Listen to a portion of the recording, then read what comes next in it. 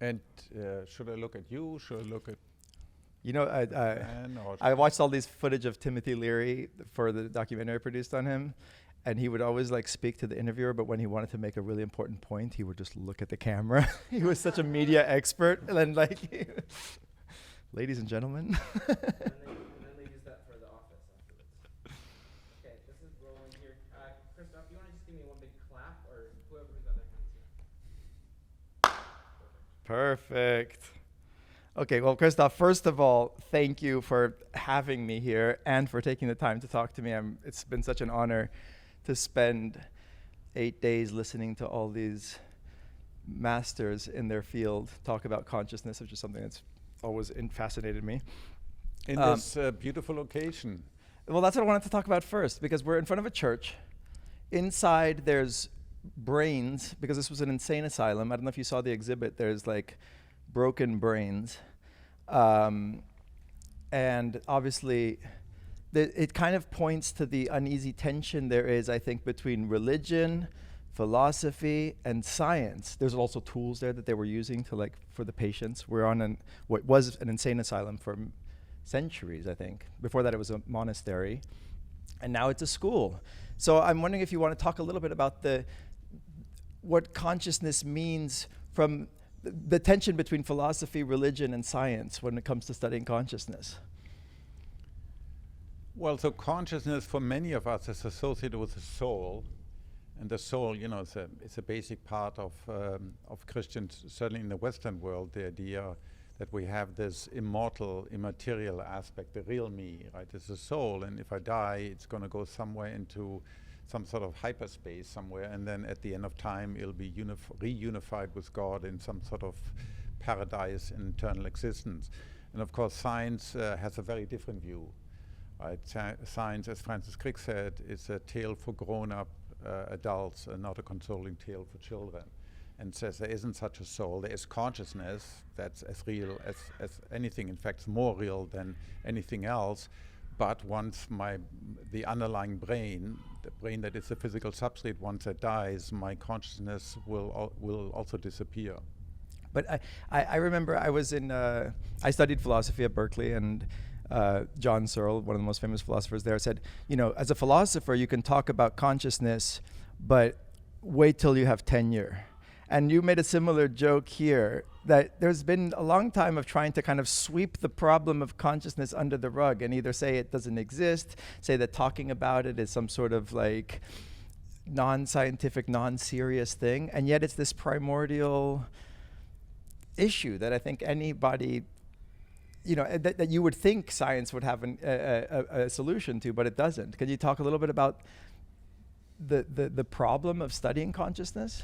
Yeah, throughout most of the 20th century, under the influence of behaviorism on the one hand, and sort of Anglo-American logical analytical philosophy on the other hand, it was considered inappropriate to speak about consciousness. Either people say, well, it exists, but it can't be studied, or it's completely epiphenomenal, so it doesn't make any difference, or it's just too woo-woo, and if you think about consciousness, then you have to be either retired or a Nobel Prize or a mystic or philosopher or religious person, but real working scientists can't do that. And as you just expressed, to me that always felt weird, because the central aspect of my existence, and I would submit the central aspect of everyone's existence, is the fact that it feels like something to be you. Right? So in the morning you wake up, you come from nowhere, and suddenly you're there. Right? Your memory comes back, and you remember what you did the night before and what's coming up for the day. And just to deny that state, or to say, well, science can speak about that, means you've left a gaping hole at the center of our existence that science is unable to fill. And that's ridiculous. And so then way back before I had tenure, in the late 1980s, early 1990s, with Francis Crick, who at the time after he got his Nobel Prize and did all the work to discover the genetic code, shifted from the old world to the new world to La Jolla in California. And then together we sort of started this modern phase of consciousness in modern science, where we said, well, let's forget about all the different philosophical isms, materialism, dualism, idealism. Let's just focus on the footprints of consciousness in the brain. We all know since the Enlightenment that the brain is the organ of consciousness. It's not the heart, like most cultures believe. It's really the brain. So let's look at the footprints of consciousness when you are conscious of love or fear or hate or see something or smell something.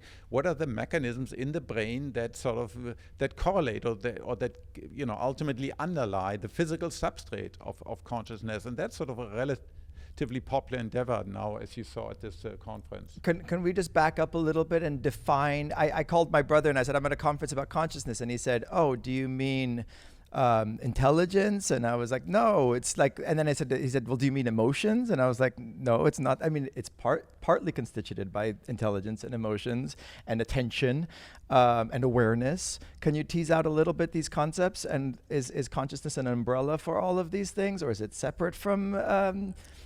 That's a very good, challenging question. So like in any science, we have to try to define terms, and then as we tease out what's essential to the phenomenon of consciousness and what is associated with, but can ultimately dissociate it. So for us, as for many, consciousness simply is any experience. It feels like something to be in love, independent of whether I act on it or not. It feels like something to hear. Right? It feels like something to see you. So that experience of seeing, which is different from behaving if I see something, or pushing a button if I see something, or reasoning about intelligence, what my actions are. So intelligence is really something quite different from consciousness. Consciousness ultimately is a state of being in the world. I'm in love, that's a particular state, or I'm angry, or I have this toothache, that's a state of being. Intelligence sort of involves sort of doing something now, or doing something in an hour, or planning for something that I'm going to do once I get my PhD. That's all intelligence, and of course we're beginning to create it in machines, but that's very, very different from consciousness. Intelligence is about doing, consciousness is about being. And I've noticed a lot of people here have backgrounds in physics and in the sciences. If you want to get to the bottom of consciousness, do you think it's best to start with physics, or is it just as good to start with philosophy, or is it or psychology, or even art or religion, or are all these like valid approaches to studying consciousness? Do they attack it at different angles, or is it like? Yeah, I think it's like, the Buddhist fable of, all these people in a blind room sort of exploring different parts of an elephant. Right? Now, the advantage of science is over philosophy or art is that you can, as libraries, literally gigantic libraries that are filled with individual books written by philosophers over the last 2,400 years about the mind-body problem. There has not been, these are all very interesting. Some of the smartest people, some of the smartest humans ever that lived have been philosophers, but that hasn't really advanced the debate. In fact, we're now ironically looking back at some of the oldest philosophical theories like panpsychism. So ultimately, if we want to sort of advance to come sort of concrete answers, we need science. And then the question is, what's the right approach? Is it a physics approach, a biology, an evolutionary, a psychology? And probably the answer is yes, all of the above. And so speaking of progress, you say that philosophers haven't made much progress. What progress has been made by the sciences in consciousness studies since you started? Well, we are beginning to explore it, so we can point to specific parts of the brain that have a very close association with consciousness. We know, for example, due 150 years of neurosurgery, that a particular part of your brain gets stimulated here. People would typically experience a face, and over here they'll have some experience of a previous memory, or they might have a hallucination, or they have an out-of-body experience, right? Or they have some desire to want something, a desire of wanting. Without knowing what, because the neurosurgeon stimulated part of the brain that's involved in generating urges. So it tells us there's something very specific. There's something general about the brain. We need the whole brain intact in order to be conscious, but then there's specific bits and pieces that are associated with specific content of consciousness. And now the big progress over the last 10 years has been to develop a conscious meter. A practical device, not a Gedankenexperiment. What happen if a practical device that we can use in the clinic to test actually whether this person who's in a vegetative state, right, and she can't communicate because she was in a bad traffic accident, but she has periods where her eyes are open, where she moves about. There are periods when the eyes are closed, she seemingly is awake, is asleep. It's impossible to sort of to communicate with her, but there's now a way we can test, is this person conscious or not? That is a huge benefit. That is an advance. So as Galileo said, if you want to study something, first measure it, try to measure it. And so if we can begin to measure at least the presence and absence of consciousness, and later on maybe how much consciousness right now there's present in this person, that's a huge thing. That's a big deal. Have you heard of this recent book, Galileo's Error? Yes, by Damasio. Yeah, no, it's Goff, I think. No. He's a philosopher. By Phil Goff. Yes, exactly. Yes, about panpsychism. But he said that you love color so much, right? And there's this idea when you, from a physicalist perspective, color doesn't exist in the world. It's only our subjective experience of it that exists, right? Goff says that the problem with the mistake Galileo made is that he said in order to have this objective science, we have to only think about things quantitatively instead of qualitatively.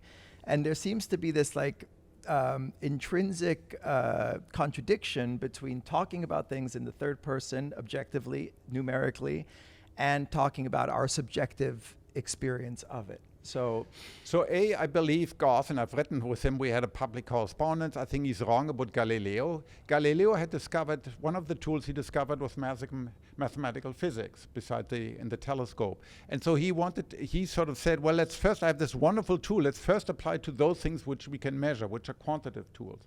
But you now have theories such as the integrated information theory that turns qualitative, that describe qualitative things like pain, in a particular type of pain, or the way space feels extended, or the way time flows. Those are paradigmatic quality, to describe those in mathematics and ultimately in causal structures that sort of arise from particular parts of the brain. So there are ways to turn these qualitative things into things that ultimately we can comprehend and we can analyze, and ultimately we can measure their footprints in the brain or in other systems.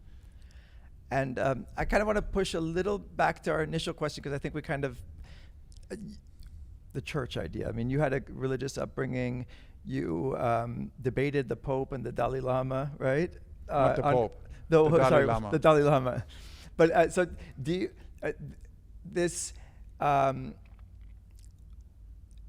where can we put this? I'm just wondering if you're vegetarian, right? There seems to be kind of a moral and ethical side of this as well. Do you think you completely can separate out the science from the metaphysical? Well, and from the ethical? No, not from the ethical. You don't want to. I'm a human. I'm a scientist. I try to understand the world using rational scientific insights. But then I'm also an ethical person, and I've decided, that eating meat, particularly after this very vivid experience where 14 years ago, my beloved German Shepherd, Nosy, a black German Shepherd, she died in my arms, and I was so distraught. And I always felt guilty about eating meat, but the taste is too deeply ingrained in our culture. Yeah. But then together with this emotional impetus from the death of my beloved companion animal, I felt I promised her that very night I will not touch the flesh of other animals, of other conscious animals again. But, ultimately it's based on consciousness. They too can enjoy, in particular, they too can suffer, and that has obviously ethical consequences, whether it's humans or other non-human sentient creatures. That hasn't always been the case. Science, there wasn't such a clear line between science and philosophy back in the day, and Descartes famously was, I think, a philosopher and a proto-scientist, and he thought that animals were just machines. Elaborate machines. That's what correct. makes you think that he was wrong? Well, because we now know, he, for example, didn't have any insight, two things. A, he didn't know anything about evolution, so we know there's this great continuity between us and all other animals. Particularly at the institute where I'm situated, the Allen Institute, we study human brain tissue, we study mouse brain tissue. At the level of little pieces of grain of cortex, it's very difficult to see any difference. Yeah, there are myriads of tiny differences, but the overall structure, the neurons, the neurotransmitters, the hormones, they're all very, very similar across all mammalian species. So we all nature's children. Descartes didn't have that, right? That was 200 years before. Furthermore, he lived at a time where just 30 years earlier, Galileo was banned and Leonardo da Bruno was burned at the stake. So he knew there was certain, today you can write about all these things without fearing for your tenure, your livelihood.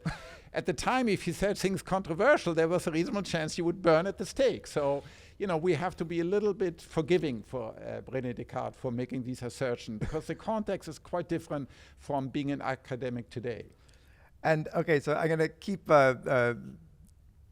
swimming in this murky water in between science and metaphysics. You mentioned a near-death experience that you had. You've written about it in Scientific American, I think, right?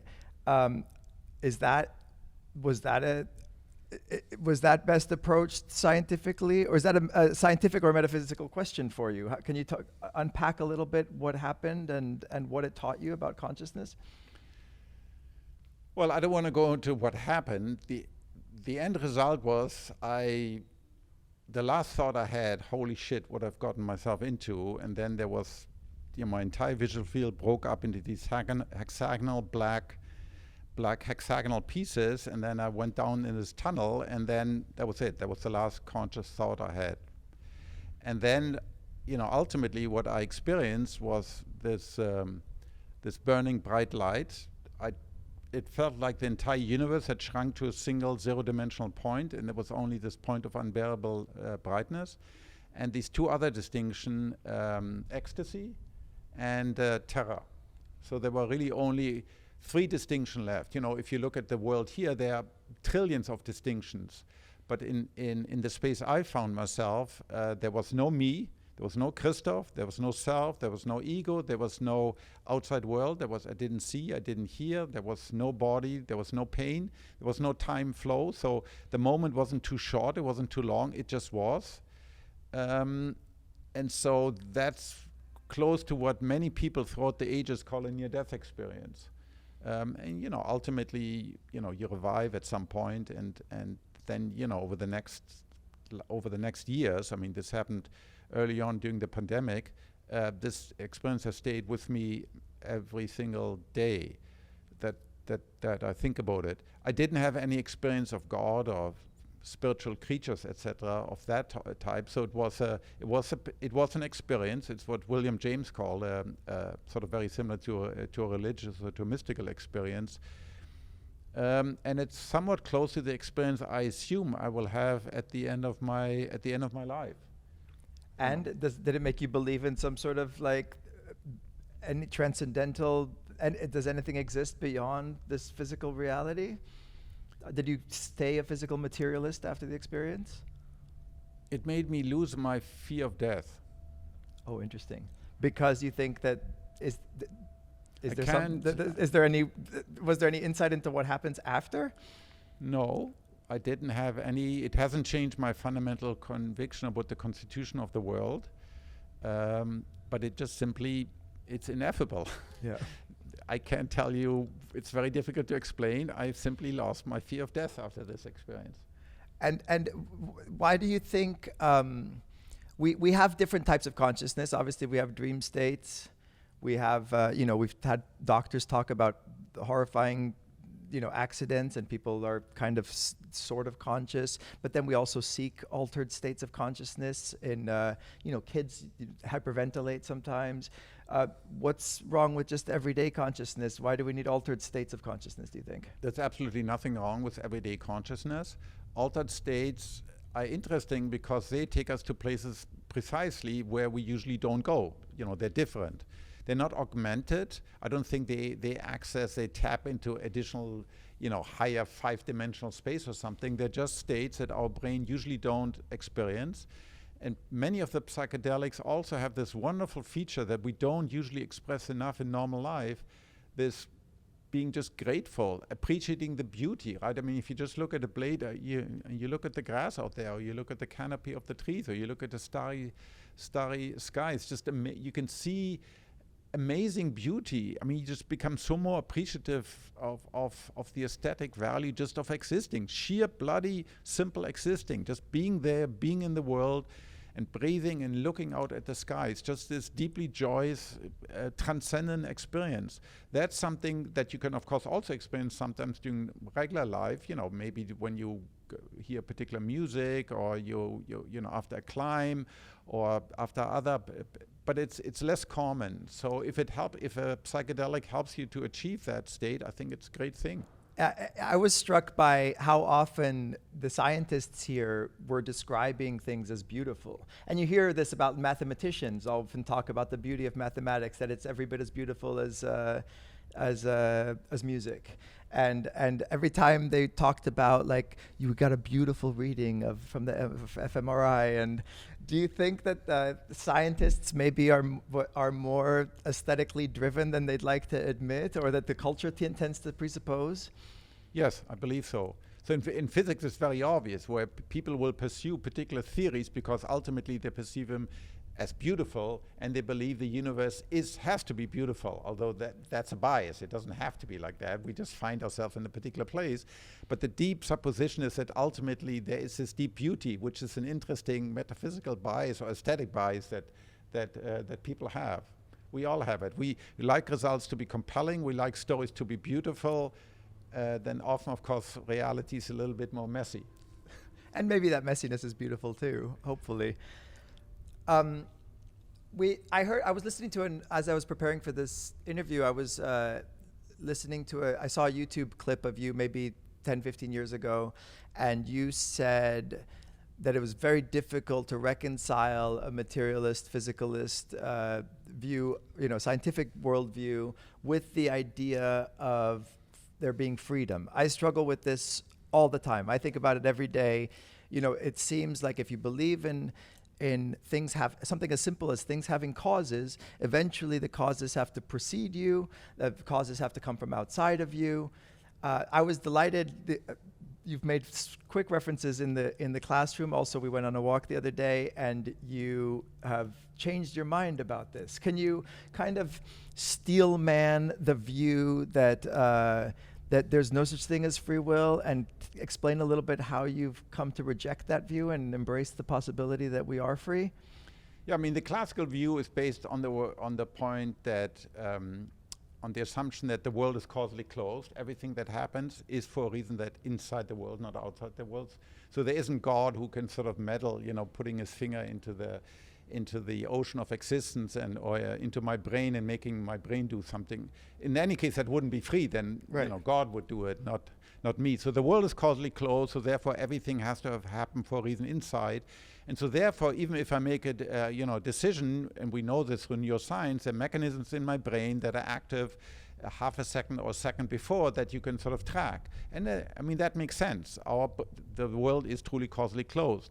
However, now if you have a more sophisticated view of what it means to cause, right? So there may well be causes that are not sort of at the atomic level, because ultimately we also have this belief as scientists that once I understand the world of at the bottom of the world, so to speak, like atoms or quarks or superstrings or whatever it is, that everything else follows, because that world completely determines, and you can predict from the bottom up everything that follows.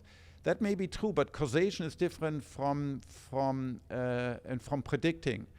And so this one particular theory, integrated information, says you can the conscious you can cause things not at the bottom level, but at the, let's say, level of neurons, which is dissociated, causally speaking, from the underlying levels of the atoms or the molecules that underlie it.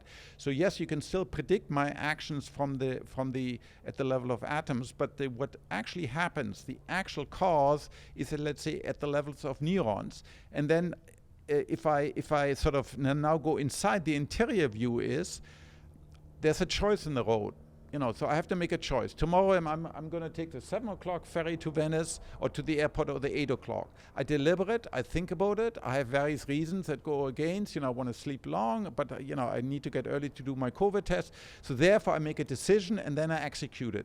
That is the paradigm of a conscious decision that's freely willed. It doesn't emerge.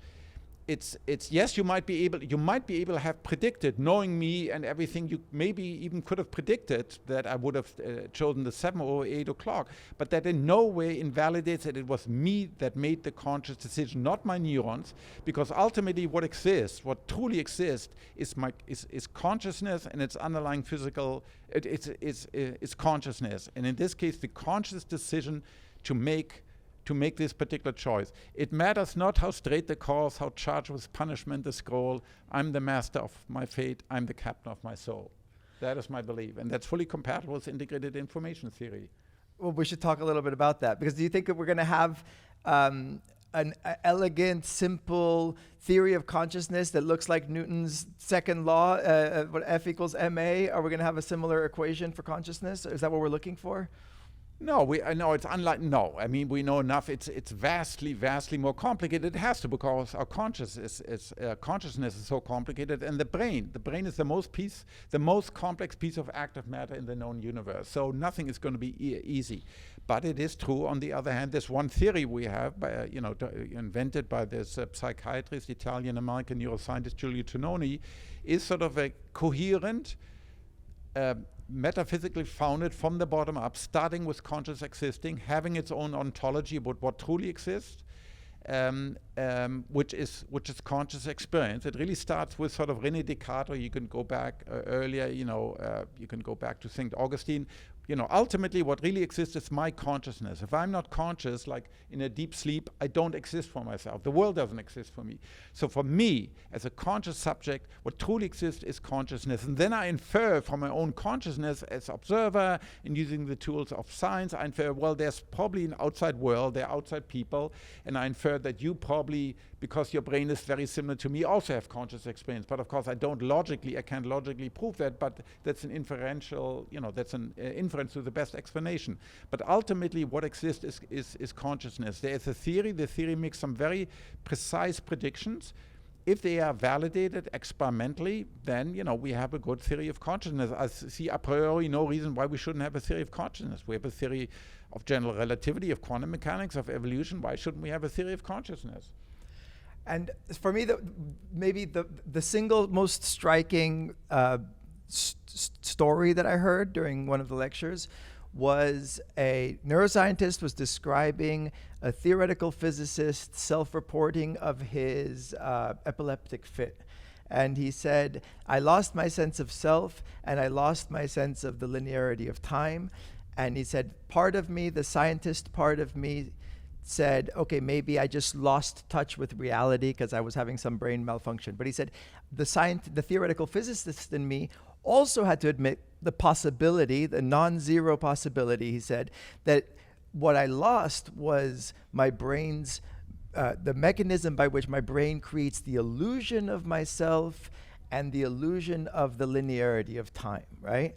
And so a lot of what you've been talking about is, that beautiful quote you just made about, I am the master of my destiny. But a lot of these altered states, a lot of meditation, which also people have talked about here, they once you enter them, this sense of the self being this obvious entity becomes a little more tenuous. Do you think the self is a little bit of a narrative construct, or do you think it's like something that we can take for granted? No, so I totally grant you. So for example, in my near-death experience, there was no self. I lost completely sense of self. There was no ego, no Christof, no memories, no thoughts, no desire, nothing. Yes, but it's as illusory as seeing red or having pain. These are all constructs of the brain, if you want, right? They're created by, they sort of arise out of the brain. In various conscious states, and so there's illusionary as anything else. So calling them illusion, I don't think really quite cuts it, because we all have them. Our life, for as long as we live, for as long as we are conscious, we have these, right? And so calling them illusion, it's not like a visual illusions where you can realize, you can sort of flip it, you can see figure ground, or you can see, well, the person isn't really as large as she looks in this visual illusions. This is something this is the basis of my existence. If it's an illusion, I don't know what existence means, because it's at the bottom of my existence. The only way I know I exist is because I'm conscious of self, or of pain, or sense of flow of time. And I know under psychedelics these can go away. Under psychedelics, the other thing, what the physicist said, the flow of time is also in that sense, I would call it more a construct of my conscious experience. And under other conscious states, like under drug or as part of an oral epileptic seizure, you can lose that sense of flow of time. But think about it. If it's an illusion, what does it mean not to have an illusion? Under which states would you not have an illusion? If you're dead, because then there's no conscious experience anymore. Yeah. But then there's nothing for you. You wrote one of the other fascinating facts that I've heard a few people refer to is that if you cut all the connections between the two hemispheres of the brain, you can suddenly have two consciousnesses in one brain, right? In one skull. In one skull. Because why you call those two brains, or? Well, yeah, I mean, why there are did you two correct me hemispheres. there? Well, Yeah. well, yeah, I mean, you have then two separate brains, as it were, inside one skull. As far as we can tell, you have two conscious minds. Only What does one that look like? Well, from the outside, it doesn't look any different. Well, how do we know that there's two experiences then? Well, because we can sort of try to silence one. So one is typically the left one. That's the one that speaks, right? That's the dominant one. So you can inject, for example, sodium amytal, which briefly sort of barbiturate will briefly silence that, and then you can talk to the other one. Or we know sometimes during neurosurgery, one hemisphere has to be removed. So there are all sorts of tricks to access one hemisphere or the other hemisphere. So as far as we can tell, there are two conscious entities in there. But this is, of course, a very unusual state, but where the left side literally will not know what the right side experiences, and it may as well be on the dark side of the moon from the point of view of the one hemisphere. The one hemisphere does not have direct access to the conscious content of the other hemisphere. So the kind of corollary of this, and you wrote a paper about this with Patrick, is that we could bridge two brains together to become one consciousness. It seems to kind of logically follow. If you can cut one brain in two and make two consciousness, why can't we put two brains together and create one? You guys wrote a paper together, which feels like it was written by one person. It has one voice, right? Is that a form of brain bridging? Do we do that sometimes when we talk about the mood in the room? Is the mood of the nation is now downcast, or the party you walked in and the mood was dour? It's not just a bunch of individuals having separate experiences. There's there's a group experience being had. No, it's not. No. It's radical different. It's radical different in the sense that, look, you can watch these videos of North Korea, from North Korean people marching that 100,000 people, and they all march with this precision like robots, right? So highly, highly coordinated. Mm-hmm. But there's still 100,000 individual people who have been trained to do this over and over and over again. Same thing when you say, well, America, the mood in America is sour. That's still individual. There is no uber consciousness. There is no, America isn't conscious. They're individual Americans who express their views through media. This is very different. So in this brain bridging, so let's say I connect, I start to have wires, just as you said, the inverse of a split brain. I now run wires, let's say using future Neuralink technology. Mm-hmm. I run wires between my brain and your brain. Well, early on, if I just have a couple of wires, I'm still Christof, but I can see now, let's say I tap into your visual cortex, I can begin to see what you see. I sort of spy. I spy on your visual brain, I can see, so you're looking at me now, okay? But you're still you and I'm still me. But then the theory, integrated information theory, predicts that once I increase the number of wires, once that number causes a threshold, could be a single additional wire I add, then the integrated information between these two brains will be bigger than the integrated information in the individual brain. At that point, abruptly, you will disappear. Tao will cease to exist, I will cease to exist, there will be this new amalgamation, this Übermind, this Tao Christof. Now Tao Christof sees through 4 eyes, speaks through 2 tongues, has 4 legs, etc., is one creature. So with one mind, it's like the Borg. I mean, it's like a simple version of the Borg. The Borg, there is no more, Captain Kirk has lost his identity, his consciousness, and given up, some of the information in his brain to the Borg. But then, when he gets separated out, then he is this single person anymore. And that's radical different. There is no sense of group consciousness. It's always one consciousness, but by definition, it's always integrated. You brought up Neuralink. I've read that you started out, you worked at MIT in the artificial intelligence lab for a while. Obviously, there's a lot of philosophical and engineering questions about creating artificial consciousness, artificial intelligence. What will happen first? We're going to have a human body with a robotic brain, or a robot with a human brain? Are we going to meld the two together? Can you talk a little bit about your background in AI and what you learned from it, where we were in the 80s versus where we thought we'd be today versus where we are today? I know it's a lot, but it's just, I'm curious if we could just riff on artificial intelligence a little bit and mixing the computer and the machine with the biological and the brain. All right, look at Blade Runner. Yeah. Okay, Replicant. I think that is, right now, given the technology where we are, given it's exceedingly difficult to experiment with the human brain, I think it's very unlikely that, or certainly in my lifetime and even in your lifetime, Tao, I find it extremely unlikely you will get such creatures. In the fullness of time, anything is possible that's now directly outlawed by the laws of physics. Much more likely is, over the next 30 years, we'll get AGI, artificial general intelligence, right? If you look at this, the speed now with which these latest GPT-3, now soon GPT-4, these transformer networks are advancing, you know, it's quite likely that within the next few decades we'll get a type of intelligence that's as fluid and as general as ours. Then, of course, you have to add the body, because GPT-3 doesn't know anything about, you know, anything except what it's read in various books. It doesn't know, you know, how heavy things are, except maybe what it's read. It doesn't have experience of a body, so you need to combine that. So it's much more likely we'll get artificial general intelligence embodied in, you know, in machines that you then put into robot. That's quite likely to happen. Doing anything with human brains is just immeasurably more difficult. The most advanced currently in 2022 brain-machine interfaces is Utah Ray that they got they were patented and built in 92, you know, almost 30 years, in 1992, almost 30 years ago.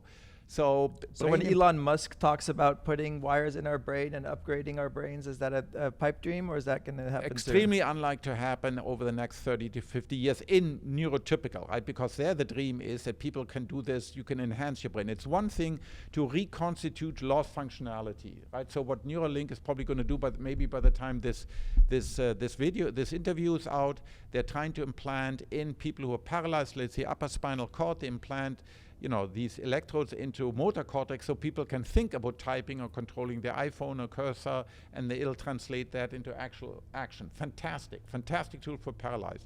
But it's radical different from taking a normal brain, like you and my brain, and enhancing it. Plus, you know, the risk here is substantially. Anytime you have an operation, you have to compromise the integrity of the skull. There's bleeding, there's seizures, there's infection, right? And so you're not going to find, while people might be willing to do that, you're not going to find, at least in the US or in other advanced countries, you know, surgeons or hospitals that are going to do this operation in normals until it's been proven very safe, very reliable. And that's just going to take a lot of time.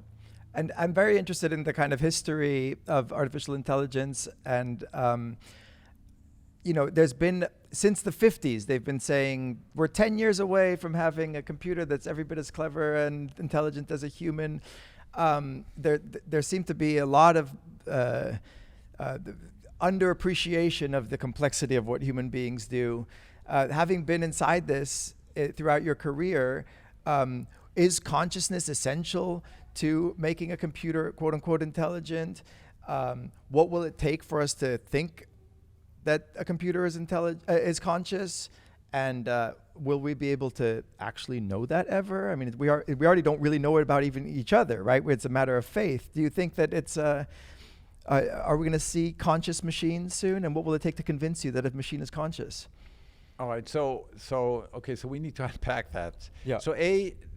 So far we've talked about intelligence, yeah, the ability to do things, to plan things, right, to answer questions. That's all intelligence. And as I said before, I think sooner or later we'll get something that's as intelligent and human. And of course, why stop there? I mean, you know, then we're on the road to super intelligence. Whether that's good for us and humanity is a totally separate question in the long run. The long run here being the short run, in fact. Now, consciousness. Now, will we ever get a machine to not only act intelligent, but have conscious experiences? I believe not. In fact, integrated information theory suggests not because there's anything magical about the human brain, not because we have some extra stuff that, you know, that only we have and computers don't have, but because of the hardware, the causal structure, the way our hardware is built, with, you know, one neuron talking to maybe 10,000 in a human brain, maybe 50,000 other neurons, the input and the output massively overlapping is radical different from the layout of a CPU or an ALU or even a GPU. And so based on that, we will be able to simulate humans. Ask Alexa today whether she's conscious. You can ask her, you can have a conversation with her. So clearly, sooner or later, we'll be able to talk with these creatures about anything, including about consciousness. And of course, because we want the people who sell these computers and these robots want us to feel comfortable. So of course, they're going to give them cute appearances and the appearance of being consciousness, because otherwise it would freak us out. But that's radical different from actually assuming they feel like anything. Look, just like a computer simulation of the weather, it never gets wet inside the computer simulating a rainstorm. Just like, I have a friend, she's a cosmologist at Caltech, she simulates a black hole at the center of our galaxy, in Sagittarius A star. But funny enough, I'm never concerned that she's going to be sucked into her supercomputer simulation, right? Because it simulates gravity. You can say, oh my God, the thing is so real, it's going to simulate gravity, it's going to engulf everything around it, right? Because that's what black holes do. Why not? Well, because the simulation does not have the causal power of actually gravity to bend space-time around it. Same thing with the simulation of intelligence or with the simulation of consciousness on a machine. It doesn't have the same causal power. It doesn't matter the input-output. You actually have to look under the hood. So consciousness is not about some information processing. It's not computation. It's nothing to do with information processing or computation. In fact, the theory says that you can have two systems that have the same input-output. One is conscious and the other one is not conscious. You have to open the hood. You have to look at the actual wiring, at the actual causal structure that gives rise to this particular behavior. And then you see one has consciousness associated in it because it has a huge amount of intrinsic power. The other one has minimal or almost no causal power, intrinsic causal power, and therefore doesn't feel like anything, although you can get it to simulate. I feel like... So Tao, this is going to be a big challenge for us, because in 30 years, these creatures will be as intelligent as a human. And of course, we attribute agency to teddy bears. We attribute agencies, to cars, to everything. And of course, we're going to attribute, if we have an aibo, right? I mean, you see it already now.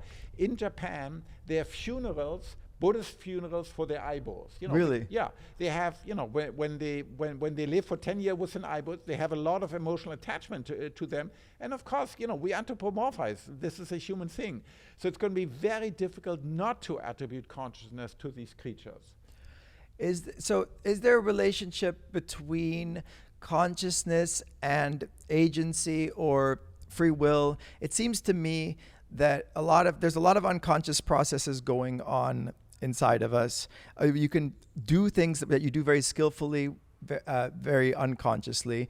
It seems that consciousness seems to kind of manifest every time choices arise, right?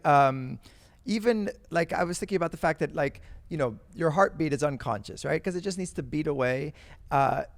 If you want to make your heartbeat conscious to you, you can't, even if you want to. And yet if you go for a run, suddenly you'll feel it in your chest, and suddenly you have to do something about it. You have to sit down and rest, or same with your breath. You spend most of your day breathing, it's not conscious. But if suddenly you're out of breath, it enters your consciousness. So there seems to be some relationship between consciousness and attention seems to be required when it's time to when we're presented with degrees of freedom, with options.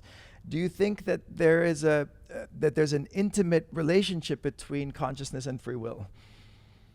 Yeah, what we mean, so as you point out, we do many things in our life unconscious. In fact, we may even do things that are disastrous from in terms of our life or our career. We might get into a fight for all sorts of reasons that we can't really articulate, or we might start an affair for all sorts of unconscious reasons that we can't really articulate, or only articulate very imperfectly, which is why we need to go through many years of psychotherapy to try to understand, why did I do that? Why did I have this passionate thing? You try to understand, because evolution did not give us access to those parts of the brain that sometimes make these decisions. So that's true. However, in a classical sort of scenario of free will, for instance, let's talk about the affair. Should I have this affair or not? I'm married, so I know this goes against the rule and might have disastrous consequences down the road. And then I try to deliberate, sort of to think about it, and to the extent that you can, that you don't, where you do have access to some of these things, and try to make a decision. That sort of would be a more free decision. Now, to what extent is it fully free? You're always subject to your hormones, you're subject to your upbringing, you're subject to all sorts of biases that are very difficult sort of to uproot and try to introspect. So I think it's challenging, particularly those sort of life or death decisions. Why did I move here versus there? Why did I marry her versus not? Those sorts of decisions, we can hope, we should always live like we had full access to our reasons, because that's the only thing we can do, right? You know, we are creatures of flesh, we're influenced by all sorts of things, so the only thing we can do is, to the best of our ability, to inspect ourselves. What are the true reasons? This is so, I went to a Jesuit school, I was trained this examination of conscience twice a day, right? You try to think about, you try to introspect, why did I respond to this person in this sort of harsh, unnecessary harsh way? You try to understand it. That's the only thing we have. Know thyself. You know, it's a great adage of Western philosophy, know thyself. It's a difficult it's a lifelong challenge, it's a difficult challenge. But I think we should rise to meet it, to try to understand really which decisions are freely taken with a minimum of such constraints. Because unlike if you look at the Ring des Nibelungen, Siegfried is a hero, right? He just does things instinctively, right? He doesn't really reflect upon why he does things he does. He's just this willful hero, and he wants to lust, in Hilde, and then he wants to kill the dragon because he's just a challenge to his manhood. But then it takes the Valkyrie, she makes a deliberate decision to sacrifice herself on the pyre, at the end in the twilight of the god. That is the example of the truly free person. Is consciousness required for freedom? Yes, for that type of freedom, because you have to inspect. You have to say, okay, I am voluntarily going to burn on the pyre of Siegfried because of this, that, and the other. And final question, we went, because I feel like a lot of people listen to podcasts at double speed. We've done this for people. I think we both speak fast enough that we had an hour and a half conversation in 45 minutes, and maybe you might want to listen to this at half speed. We went the other day to a VR exhibit. We're in Venice, and Werner Herzog's wife, Lena, has made this beautiful VR art piece about the vanishing languages. Did this experience convince you that we're in a simulation here? No. What's the difference?